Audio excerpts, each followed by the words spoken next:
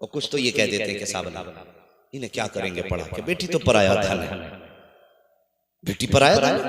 मुझे एक बात बताइए, जब ये तुम्हारे घर में पैदा हुई तुमने कहा पराया धन है, जब ससुराल गई तो उन्होंने कहा ये पराये घर की है।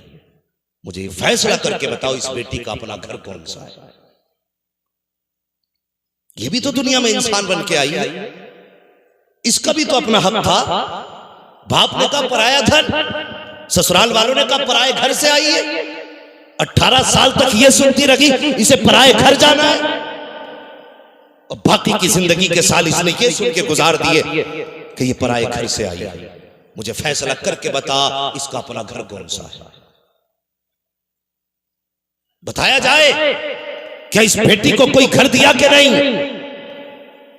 हमने ये सोच करके बेटियों को नहीं पढ़ाया, क्या करेंगे पैसा खर्च करके, ये हमारे किस काम आएंगे, ये सोच करके बेटियों को तालीम नहीं दी। और तुमने 10-10 लाख बेटों की तालीम पे लगाए, क्या सोच करके कि ये बुढ़ापे का सहारा बनेगा, बुढ़ापे में हमारे काम आएगा, इसलिए 10 लाख लगाए हैं। इसलिए तुमने 10 लाख उसको डिग्री कराने में लगाए, बेटी को 1 लाख रुपए लगा करके पढ़ा ना सके, ये सोच करके ये पढ़ेगी तो पराए घर चली जाएगी, हमारे किस काम की है। अगर तेरी समझ में ये बात नहीं आई हो तो सुन, आज मैं बताना चाहता हूं, अगर बेटा तेरा बुढ़ापे का सहारा होता है तो सुन, बेटियां आखिरत का सहारा हुआ करती है। मेरे हुजूर ने फरमाया तेरी बेटियां तेरे और जहन्नम के दरमियान एक दीवार बन जाएगी। अगर तू जहन्नम में जाएगा तो बेटियां हाथ पकड़ के तुझे जन्नत के दरवाजे तक लेके चली जाएगी। वाह जिंदाबाद, नारे तकबीर, नारे रिसालत, नारे गौसियत, मसलके आला हजरत, फैजाने आला हजरत अल्लामा मुफ्ती हम्माद रजा साहिब किबला, नारे तकबीर, नारे रिसालत। बहुत अच्छे, जिंदाबाद। हमने इतना जुल्म किया बेटियों के साथ, आज रो रही हैं बेटियां, रो रही हैं आज बेटियां। बाप भी जाहिल था, माँ भी जाहिल थी, इल्म की कदर दोनों ने नहीं जानी। अगर तुम चाहते हो ना आने वाली नस्लें बेहतर हो तो खुदा की कसम उन बच्चों को गोदें अच्छी दे दो। अगर गोदें अच्छी होंगी तो नस्लें भी अच्छी होंगी। हाँ, जिस तरह अच्छी फसल के लिए अच्छी जमीन जरूरी होती है, उसी तरह अच्छी नस्ल के लिए अच्छी मां जरूरी होती है। याद रखना, अच्छी नस्ल के लिए अच्छी मां जरूरी है। अगर तुम्हारी बेटी ने सिर्फ 2 साल भी मदरसे में गुजारे होते ना, और बच्चा रोता ना, तो वो मोबाइल बजा के गाना बजा के कान पे न रखती, कम से कम इतना तो करती कि गाने की जगह मुस्तफा की नात लगा देती। लेकिन पूरी जिंदगी बाप के घर नाटक देखते रही, सीरियलों में जवानी गुजर गई, जब बच्चा रोया फिर गाना लगा के दे दिया। और लोग, हमारी कौम के कितने सीधे लोग हैं, कहते नहीं नहीं 12 साल तक तो बच्चे बच्चे होते, 12 साल तक बच्चे बच्चे होते, अभी कोई बात नहीं है। अगर 8 साल में बच्चा किसी का अंडा चुरा लाए ना, अम्मा कहती थी बच्चे ही तो छोड़ो जी, अभी बच्चे ये नासमझी में ले आया। नहीं, बच्चे की परवरिश 10 साल या 8 साल के बाद नहीं, बच्चे की तरबियत तब से शुरू हो जाती है जब बच्चा माँ के शिकम में आता है। जी जी बिल्कुल। मैं आपको कहानी नहीं सुना रहा हूं, ये जिंदगी का हर्फ आखिर बता रहा हूं।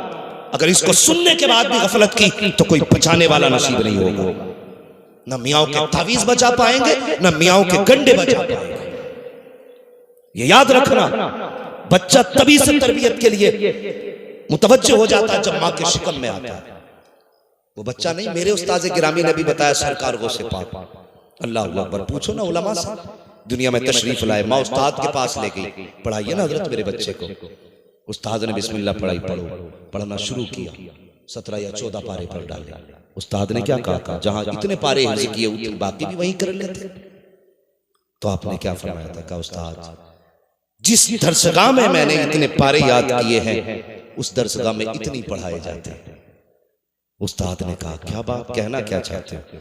फरमाने लगे ये मैं किसी मकतब में नहीं सीख के आया, ये मैंने माँ की गोद में सीखे। वाह जिंदाबाद, बहुत अच्छे। माँ की गोद में सीखे, ऐसी कितनी बातें तुम्हें बताऊंगा, माँ की गोद में सीखे। इसलिए मैं कहता हूं अगर नस्ल अच्छी चाहते हो तो गोदे अच्छी दो। हाँ, अगर बेटी कुत्ता बिल्ला पढ़ के आएगी तो तेरे बेटे को कुत्ता बिल्ला पढ़ाएगी। अगर माँ कुरान वाली होगी तो बेटे भी कुरान वाले होंगे। माँ हदीस वाली होगी तो बेटे भी हदीस वाले होंगे, माँ अगर दीन वाली होगी तो बेटे भी दीन वाले होंगे। अल्लाह अकबर। खुदा के वास्ते बेटियों के साथ नाइंसाफी ना करो। बाप भी जाहिल था, कहता रहा पराया धन है। माँ भी जाहिल थी, कहने लगी परदेश जाना है। ससुराल पहुंची है तो वहां भी सारे जाहिल मिले, ससुर भी जाहिल है, सास भी जाहिल है। उसे क्या अच्छा लगता है? उसे अच्छा लगता है मुझे उठ के चाय पिलाए, टाइम से खाना दे, मेरे कपड़े वक्त पे धो के दे। बुढ़िया कहती मुझे अम्मा अम्मा कह के पुकारे। अगर नमाज में बहू लग जाए तो जाहिल सास ससुर होते हैं तो कहते मुसल्ले पे पड़ी रहती है, बाकी का काम कौन करेगा? खुदा के वास्ते अगर इनमें इल्म होता तो तेरी बेटी को पराया धन नहीं कहा जाता। अगर इनके पास इल्म होता तो पराए घर की ना कहा जाता। मैके में होती तो घर वाले कहते ये हमारी है, ससुराल जाती तो कहते ये हमारी है। बेटी आज बेघर है, अगर इल्म होता तो उसे खुदा दो घर अता फरमा देते। सुभान अल्लाह, जिंदाबाद। बहुत इसलिए जरूरी है कि बेटियों को तालीम दो, तालीम दो।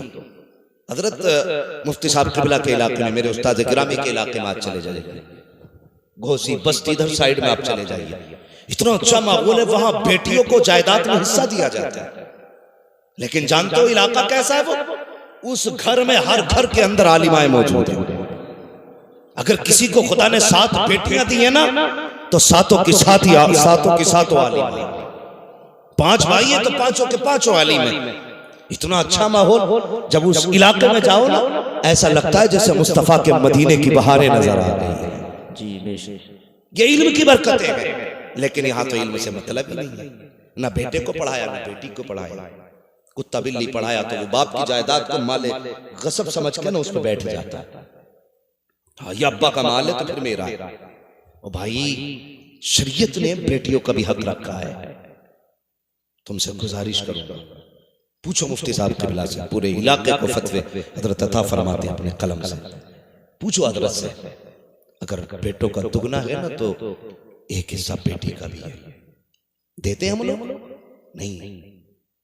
कयामत के दिन पकड़ होगी एक एक की, चाहे कितना बड़ा हाजी नमाजी क्यों ना हो। अगर बेटी का हक खा के गया है ना, उस वक्त तक बख्शा नहीं जाएगा जब तक बेटी का हिसाब नहीं ले लिया जाएगा। देते हैं हम लोग?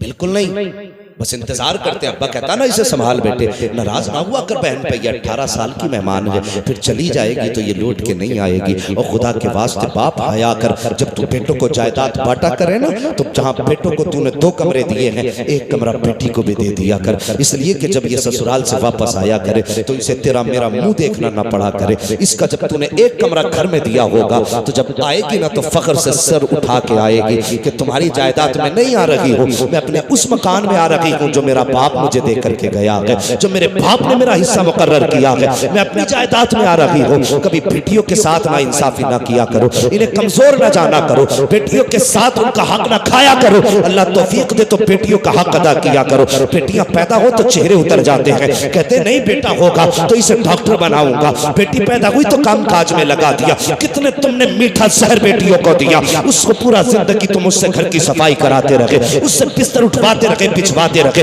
तुम्हारे कपड़े धुलती रही, कभी उसकी जिंदगी और मुस्तकबिल के बारे में नहीं सोचा। तुमने बेटियों के साथ कितनी बड़ी नाइंसाफी की है। तुम्हारे चेहरे उतर जाते हैं बेटियों की पैदाइश में। ओ मुस्कुरा दिया करो। अगर बेटे पैदा होते हैं तो खुदा की कसम वो बुढ़ापे की लाठी बन करके आते हैं। जब बेटियां आती हैं तो रिस्क का सहारा बन के आती है, जन्नत का टिकट बन के आती है, आखिरत का परवाना बन के आती है। बेटियों को देख करके चेहरे न बिगाड़ा करो। बेटी कितनी बड़ी नेमत होती है, कभी तुमने सोचा ही नहीं है। अल्लाह अकबर। जब मेरे हुजूर के आंगन में सैयदा तैयबा ताहिरा आबिदा जाहिदा हजरत फातिमा ज़हरा तशरीफ लाई है, आपकी चच्ची मेरे हुजूर की चच्ची दौड़ करके आई, कहती या रसूल अल्लाह, मेरी ख्वाहिश थी कि इस बार बेटा होता, मैं आपको बेटे की खुशखबरी देती, हुजूर आप मुझे इनाम से नवाजते। कहा क्या हुआ? कहा लेकिन क्या करूं, खुदा ने आपको चौथी बेटी अता फरमाई है। मेरे हुजूर अपनी जगह से उठे और अपनी चच्ची का इस्तकबाल किया, फरमाने लगे चच्ची क्या सोच के आई थी? का ये सोचा था अगर बेटा पैदा होगा मैं खुशखबरी दूंगी, मुस्तफा मुझे इनाम से नवाजेंगे, अब खाली हाथ जाना पड़ेगा। मेरे नबी ने फरमाया चच्ची खामोश हो जा, अरे बेटे वाले क्या देते हैं जो तुझे बेटी वाला देने वाला है। तूने मुझे फातिमा की खुशखबरी दी है, जा मैं तुझे जन्नत का परवाना अता कर रहा हूँ।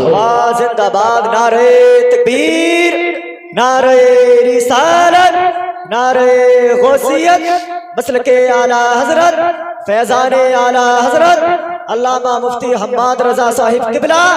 नारे तकबीर, नारे रिसालत, जिंदाबाद। बहुत अच्छे। उसकी पैदाइश में चेहरे क्यों बिगड़े? सिर्फ यही कसूर है ना बेटी है, यही खता थी ना उसकी कि वो एक बेटी बन के पैदा हुई। तेरे साथ कांधे से कांधा मिला के लड़ नहीं सकती। लेकिन सुन, खुदा की कसम, जब बेटे साथ छोड़ जाते हैं तो बेटियां साथ निभाया करती हैं। लिख लेना और जाओ अपने पूरे गांव में सर्वे कर लो, प्रधान से लेकर के चौकीदार तक, जमादार से लेकर जमींदार तक जाओ, जाकर के देखो जिसे भी बेटों ने छोड़ा है उसे बेटियों ने सीने से लगाया, बेटियों ने सीने से लगाया। और भाइयों से गुजारिश करूंगा, तुम ये मत समझना बेटियों की तालीम पे खर्च होगा तो हमारा जाएगा। तुम नहीं जानते, जब बेटा पैदा होता है फरमाता जा अपने लिए भी कमा, अपने माँ बाप के लिए भी कमा। लेकिन जब बेटी आती है तो रब फरमाता जा मैं तुझे भी दूंगा, तेरे सदके में तेरे माँ बाप को भी दूंगा। की बेटी होती है।